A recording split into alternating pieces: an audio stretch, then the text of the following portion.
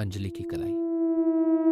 रात के अंधेरे में अंजलि अपने कमरे में अकेली बैठी थी। बाहर तेज बारिश हो रही थी और बिजली की चमक बार बार कमरे को रोशन कर रही थी। अंजलि की कलाई में अचानक एक अजीब सी खुजली महसूस हुई। उसने ध्यान नहीं दिया, लेकिन खुजली बढ़ती गई। उसने जैसे ही अपनी कलाई को देखा, वहां एक गहरी खरोंच उभर आई। खरोंच धीरे धीरे बढ़ने लगी और खून बहने लगा। अंजलि ने घबराकर कलाई को दबाया, लेकिन खरोंच और गहरी होती चली गई। उसके कानों में एक धीमी डरावनी आवाज गूंजने लगी, तुम्हें याद है अंजलि, तुमने मेरा हाथ छुआ था। अंजलि की आंखें चौड़ी हो गई। उसे 5 साल पहले की वो रात याद आ गई, जब उसने दोस्तों के साथ एक पुरानी हवेली में जाने की हिम्मत की। वहां एक टूटी फूटी खिड़की के पास उसने एक सड़ी गली कलाई को छुआ था। उसके बाद से वो घटना उसकी यादों से मिट गई थी, लेकिन अब वही कलाई उसकी अपनी बन गई थी। वो खरोंच उसकी आत्मा में गहरी होती जा रही थी, जैसे कोई उसे पकड़कर नीचे खींच रहा। अचानक कमरे की खिड़की जोर से खुली और हवा के साथ एक ठंडी भयानक साया कमरे में दाखिल हो गया। वो साया धीरे धीरे अंजलि की तरफ बढ़ा और उसकी खरोंच से खून बहने लगा, जैसे कि खरोंच उस साये की भूख मिटा रही है। अंजलि की आंखों के सामने अंधेरा छा गया